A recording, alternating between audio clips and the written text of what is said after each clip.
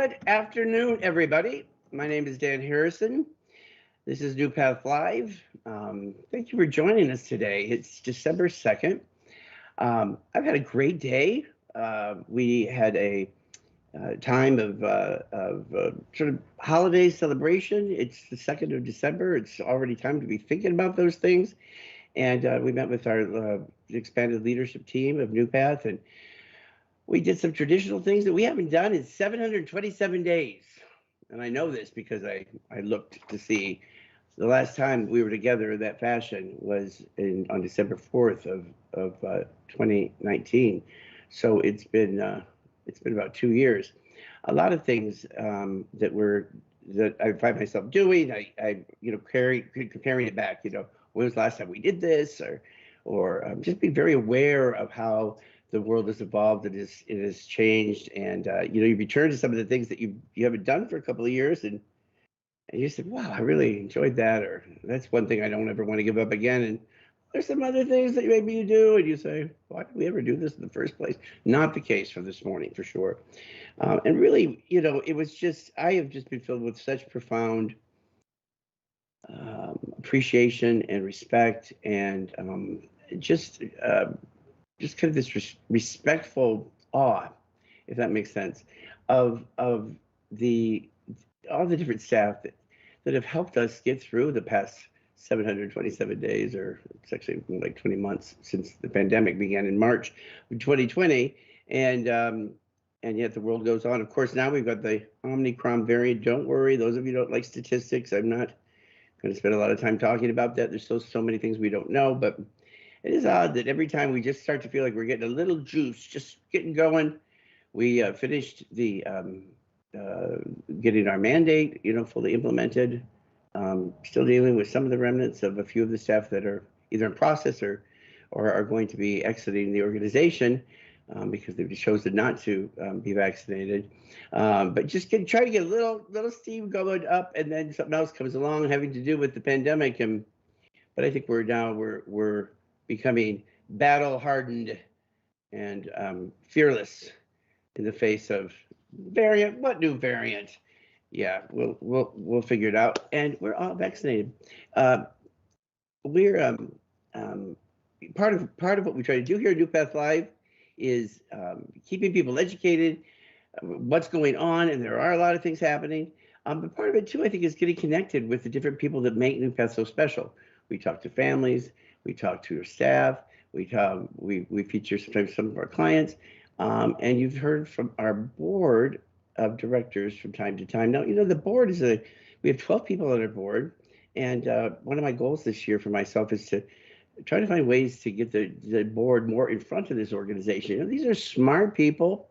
All of them, most of them are have very busy lives and jobs and families and careers, and yet they make themselves available to this organization to bring their expertise, their wisdom, support. Plus, it's the law; we have to do it. And I remember in 2013 when I became the CEO, I realized that the constitution of the board, the people that would be on it, I'd have a lot of responsibility for finding the people that I felt were going to help guide this organization forward in the spirit in which we really see ourselves evolving as an organization, as a community, as a family, and so to that end, we had a board meeting on Tuesday night, and I had the idea to invite a board member that you may have met before. His name is Jim Sullivan. And now, those of you who have heard my introductions know that I like to give kudos where kudos are due. We're going to bring Jim on in a minute to talk about this directly, but just to give you some highlights, I'm going to save that for when we have him on, talk about how we met. But he joined the board in January of 2017. It should be 5 years coming that he's been on, and he's raised a lot of money, in excess of I've got my glasses on. Oh yeah, well over 5,000 in 3 years. Let's bring Jim on, and we're gonna just kind of go back, reminisce a little bit. to those early days when we first met, Jim. And I can see it, but now you can as well. Jim Sullivan, hi. Hey, Dan. This is truly, truly, truly special. I say that about all the guests, but maybe I just, in the midst of what I'm doing, I always feel this gush of just love and respect for whoever I'm talking to. But you are special. And I wanted to relive with you, could be quickly, how it is that we asked you to join the board. You were working for EDCO Yes. Collaborative, and we had been working with Tom Markham, introduced through Joe Lahiff. I'm going to be dropping names all over the place here for a few minutes. But I remember this. I don't know. I'm sure I told you. Before I asked you whether or not you consider joining the board, I remember going to Tom and being like somebody asking for his daughter's hand in marriage or something. It's so dumb. I was thinking about asking Jim if he'd be like, because we were so blown away by you when we first met you. You were just smart as a whip. You were doing all this stuff from a technological, perspective for EDCO and the students. And do you remember me? I don't even remember asking you exactly if you joined the board, but do you remember any part of that? I do remember. We were in the big conference room there, and we were checking it out. We were getting a meeting ready, and I do remember, we were having conversations, you and I and Greg, and it was a lot of fun. We were joking around and we were coming up with some similarities, and I remember that. And we started with the technology committee, and I started going to some meetings and having some conversations, and we did a lot of brainstorming, and then it became a board position. It was a lot of fun. It still is a lot of fun. I believe you, because you're always in a great space. Look at your smile, an award-winning smile, of course. I remember just Greg and I were, when we first met you the first couple of times, because you were just getting it. EDCO, for those of you who don't know, it was a school for kids that maybe had some I don't know if you had adjudicated youth there or not, but they were, kids that maybe were they, I don't know, I'm trying to think of the right way to say it. No, we had we had a couple of different schools, one of which, the school in Bedford where we were meeting, is the school for students with social or emotional issues, and provide a therapeutic school for them to work in, or to So you were setting up the whole place, trying to make sure, and we were like blown away. I remember Greg and I walking through and being like, "Oh, look at that smart." No, that's not a smart board. That's something else.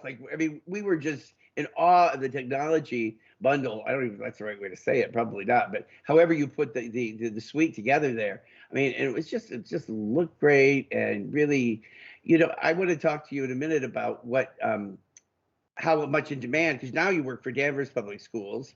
That's correct. And I wish I could memorize this, because then it would seem really smart and official. Probably officials too. A certified education technology leader, a CETL. When you meet people, do you say, "Hey, I'm a CETL," or how do you say it? Oh yeah, no, CETL, as us cool kids call it. I walk around with my coffee, say hi, hi, I'm Jim, I'm the CETL, things like that. So do you really call them CETLs? Yeah, well, that's a certification, anyways. I usually tell people I'm the director of technology, so that's what. It's so ignorant of me, but CETL, huh? CETL. I know there was it's a CETL. Hey, I would be like, later on, I'll be like, "Hey, I interviewed a CETL." There you go. Tell all your friends. So part of the gig is, and this is what you do for Danvers Public Schools. So is that all the schools in Danvers? That's probably got to be a pretty big school system, right? Yeah, Danvers, they have 5 elementary schools and a middle and a high school. So there's 7 schools, along with the central office as well. There's about 500 staff members. We have about 3,500 or so students. See, now this is the part where I say to everybody, but maybe watching right now, I'm a pretty smart guy. I know how to pick them, right? I know how to find talent. Your whole thing is like, how do you well, I don't know. I didn't know what CETL was before today, but it sounds like so much of what you do is really trying to figure out how to, harness technology, integrate it in such a way that you're getting the maximum, learning, sort of lift for it, and bringing that to students. And so I imagine during the pandemic, it was, you were really earning your pay, trying to figure out how to get all these classrooms connected to students. Was that a hassle? Well, it was intense. I mean, I think that's the best way to describe it. Is some of it was going nonstop, and we were making sure we were able to get devices to all the students, give students Chromebooks so that they can take it home, they can learn from wherever they need to. Because what happened during the pandemic is everybody went home, and we thought it was for a week, and it ended up being longer than that. And there were hybrid schedules that were put into place. There were some students who were only remote learning because of people who were higher risk in their own home environment. And it's the goal of the technology department, or my group, is really to support teaching and learning, and whatever that takes to make sure that students can succeed. And during COVID, and it's even now, there's still trying to figure out what the normal is. I'm not sure if that's something, but we do everything we can to make sure that everybody can learn. It's so interesting.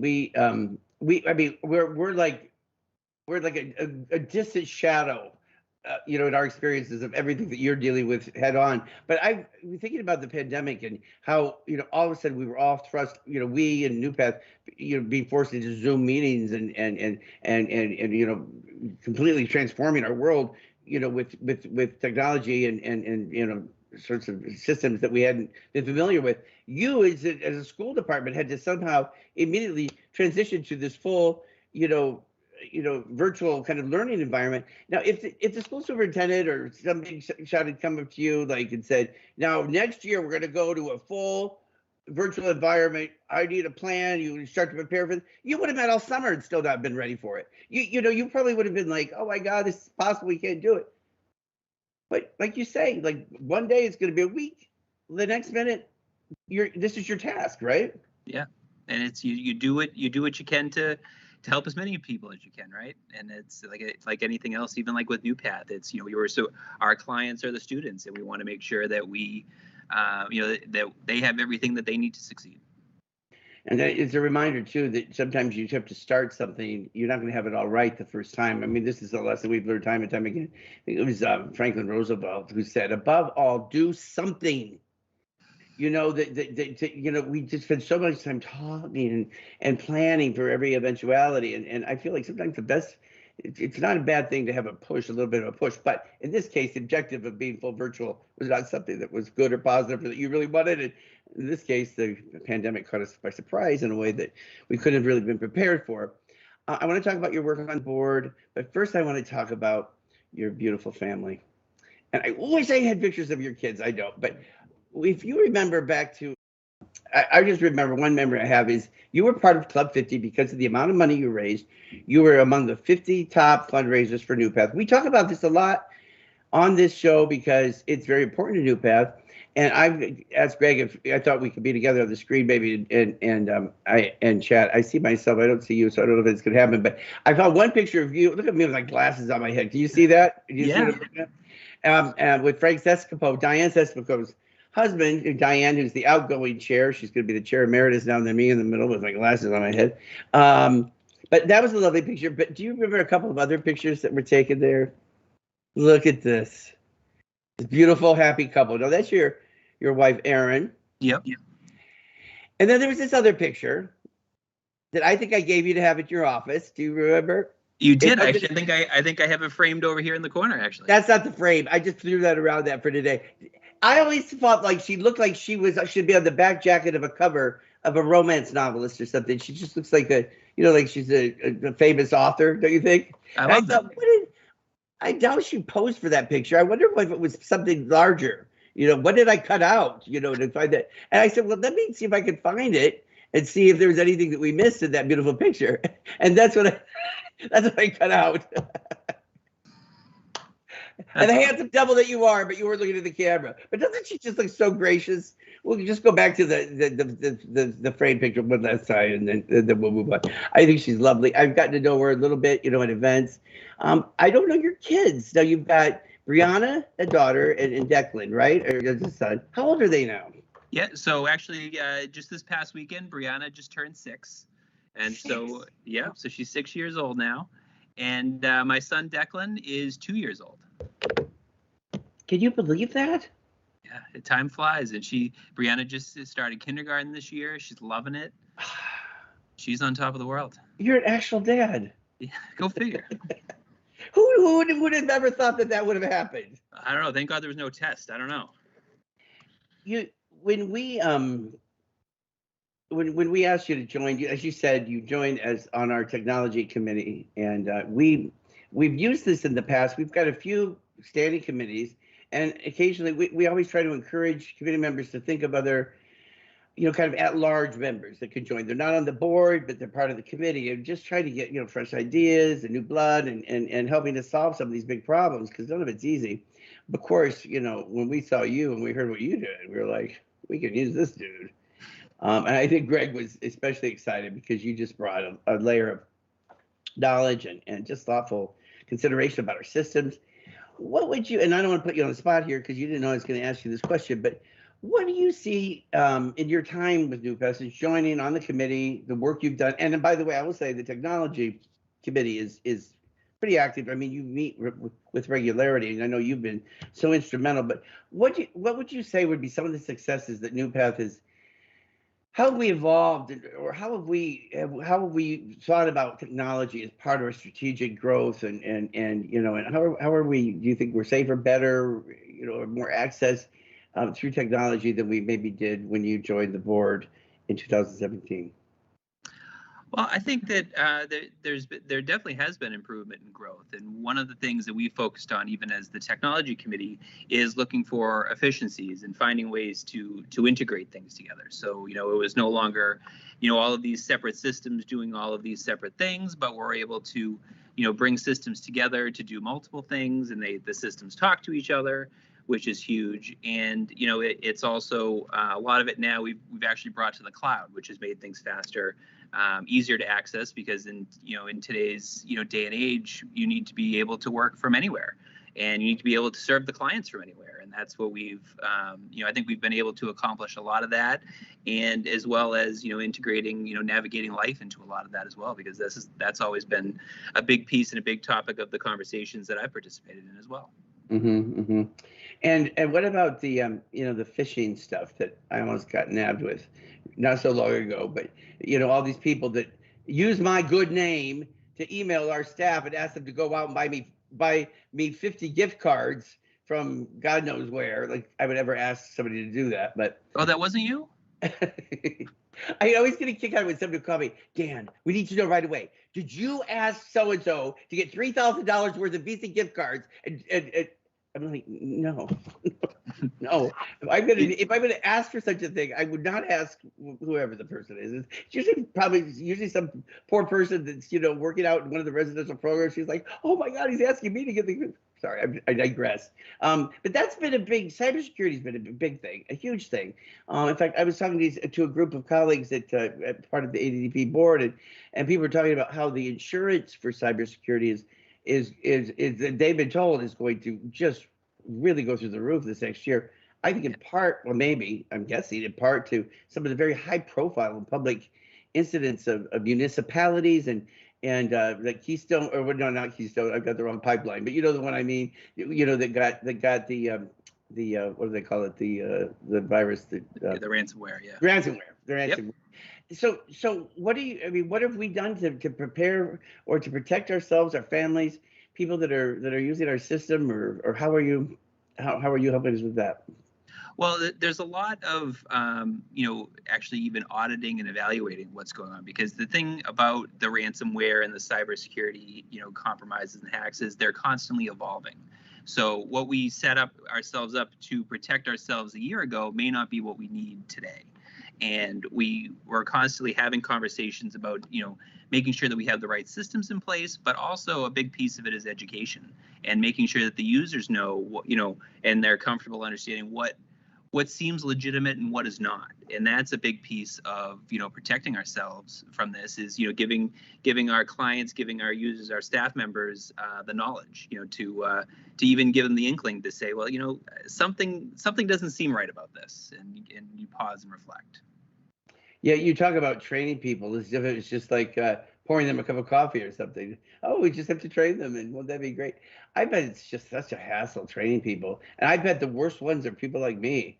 Trying to teach people. Let's say a little older than, I mean, I wouldn't say I'm a millennial or a Gen Z, but people that are accustomed to doing something in one fashion and then trying to bring something new that can improve their lives or enhance the system. And it's challenging, isn't it, to try to get people to, you can put something in front of them, but how do you, and I asked this too, in part thinking about navigating life. We're now in a kind of piloting a little bit more intensely, as being on our board, but with DDS, two regional directors, one from the Boston area, Boston, greater Boston region, and one from the Northeast, and it's slightly different in each case.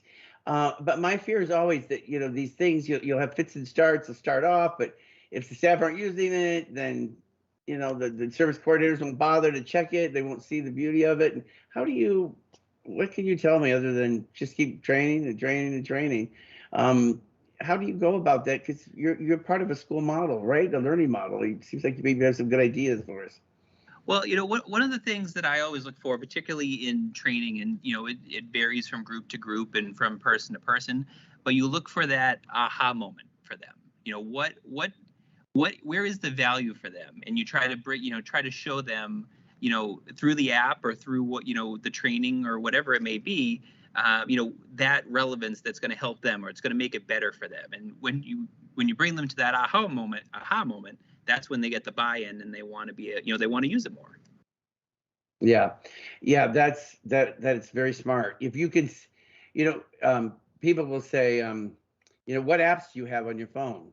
Okay, now tell me, how frequently what are the ones you use the most? And Apple keeps track of all that stuff. Did you know that? Oh yeah. Yeah, they do. And but and it's usually the apps that have some actual service that help you to navigate life. Oh, see, I said navigate. Help you to get through your day with it. Your banking app or something that really has got some actual value, or maybe it's entertainment. Maybe you're addicted to some little game, or I shouldn't say little game. But there's very big games too. But it's how do you show people that this brings value to their lives? And I guess if they know that, then half the battle's won. What do you think's next? Do you think it's going to be meta? Are we all going to be meta, like in a few years' time? Am I going to be, in my avatar and, walking along, talking to people in this metaverse? Or I know that's a bigger question, but I've got you till the end of the half hour, and I'm excited I can ask these things. What do you think about all that? Well, that's a good question. I guess you never really know what's next, but I can only imagine that, through some of these apps and devices, that they're going to continue to make things even easier. We're getting to the point where voice recognition and, if I yell out, "Hey Siri," I know my phone is going to respond to me and wait for the next command. But it's going to become even more fluid than that. I think, it's going to be whether it's prediction or whether it's going to be, a special app or, a special tone of voice. You never know. But I'm sure that it's all going to be driven by making things easier and helping people get a little more lazy even. That's for sure. Well, we've been, all of our experience with Newpath, with navigating, I've got too many things in my head, navigating life, and of course, Waypoint Interactive, which is going to be helping to market the license for the app. We're thinking about how do we get this in the hands of people, but with the thought to the future, like whatever we're building, we want to make sure that it's going to fit into the next iteration of whatever it is we're going to be doing, culturally and socially. And all of this is predicated on this idea I have that there's been so little investment in our industry, and we're talking about people with intellectual and developmental disabilities and their families. You often get, there'll be some sort of a feature to whether that's a, dictaphone or, speech recognition or facial recognition, but then the way you actually make applications that are useful to either the people, and in many cases that there are some great ones for the hearing impaired, the visually impaired, special hepatic, or is that what you call it? The special interface with your device that could change the strength of the touch or whatever. Mm-hmm. But I've just been convinced that there's so many more ways that technology, we just haven't thought about it all because we just don't, we haven't had that same level of investment, both financially and intellectually. And so one of the things I'm really hoping to do with Waypoint, and once we get Navigating Life off the ground, is to create more of a center for this higher level thinking, the ways that even like, having somebody with a virtual companion. We've talked about this before, maybe that doesn't have, that can benefit from having a virtual friend. I mean, some of these virtual reality can be pretty amazing. Have you looked at that? Have you done any of that stuff? Well, yeah, I mean, virtual reality and even more so the artificial intelligence. Those pieces are becoming even big now in education and trying to, do again, predictability and supporting education and things like that. All right, I've just got a couple of minutes left with you. I want you to talk to me about Disney World. How many Mickey Mouses do you have in your home? First? Oh, I don't know if I can count that. Yes. I mean, everybody's got their own stash of Mickeys in our house. So, I've got a couple. My daughter has a ton. My son has a ton. I know my wife has a bunch. Oh my gosh! I mean, so you met your wife. Did you both love Disney World as much, or did one of you bring it into the other's life? So my wife is part of a big Disney family, and she went for years and years and years, and I didn't actually go until the first time is when I went with them, and I was probably 17, 18 years old the first time I went to Disney, and I've been so many times since then. It's been awesome. She converted you. Yep. It's so romantic. You know what? That just reminded me. Joe Leif, I told him I was going to be speaking with you today.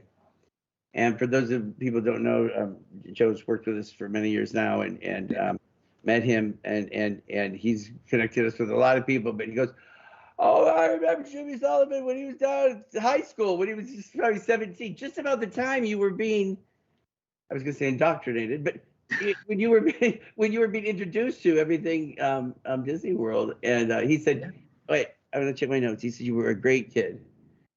Does that seem to be true? He said you were just so with it, ambitious, and he said he knew you were gonna be going places. Do you remember anything about him you'd like to share with people? Oh, I've known something Joe. Embarrassing, really embarrassing. Oh, really embarrassing. Well, I don't know if we've got enough time for that, but did you ever see him eating a donut in his car when he was there? Well, Joe, when I was in high school, was known as 50 Joe. He was a school resource officer. He was working for Lexington Police, right. So I'm sure that there were donuts involved. I'm just going to leave it at that. Too bad we don't have a picture. I thought that'd be funny.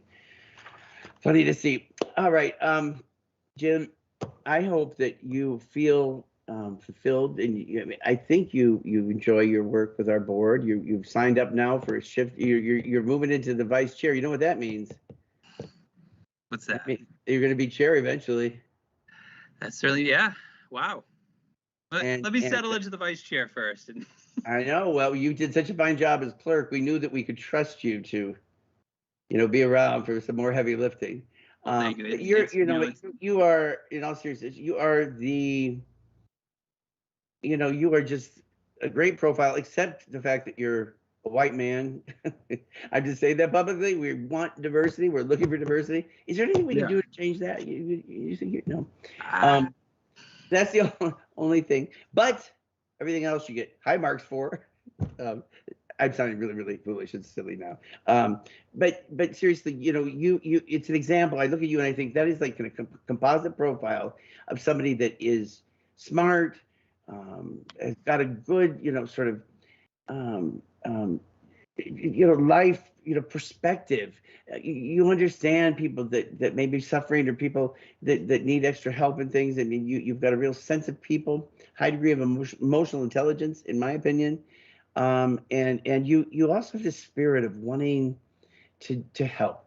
You're so always just so willing and eager. My dad would say you do things with a gladsome mind, and it's kind of old-fashioned, but you just seem happy to help. And you've evolved with us, you've grown with us, and you've stuck around and come back every time. And I know that I'm deeply grateful for all your service and all the ways that you've made us smarter and a better place, not just for the staff that work here, but ultimately for our families, the people that we serve, because that's what it's all about at the end of the day. So thank you. Well, thank you. I mean, I'm honored to be part of the NuPath board. I'm very proud of NuPath as an organization. One of the things I love, and I know that, we've talked about this before, is the essential connections when we're at a board meeting and getting updates and being able to see, meet some of the clients, see what we're doing. I'm proud that we're always, on a revolutionary track and we're doing, new and better things. And I'm, very proud of the staff who have, stuck with us and have made the extra effort, and the clients who keep coming back and are proud to be part of NuPath as well. It's a great organization, and I'm honored to be a part of it. Jim Sullivan, if I said, who got this? What would you say? We got this. We got this. Bye, everybody. Thanks, Jim. Thank you. We'll talk to you soon. Bye-bye, everyone.